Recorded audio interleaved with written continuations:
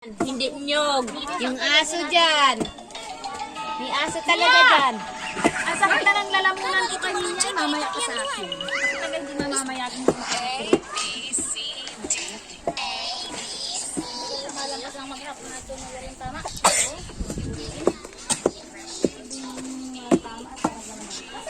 Ay, baka may aso dyan sa may kubo nga.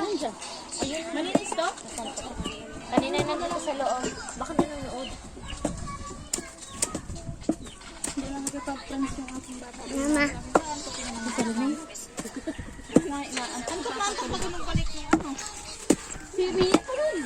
Hindi ko na pinatulog na at magising ng hapon yung galig-galig.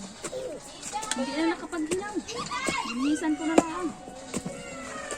Hanggang gabi ng tulog. Diyan ka lang! Ano yun? Bata. Pumunta ka doon.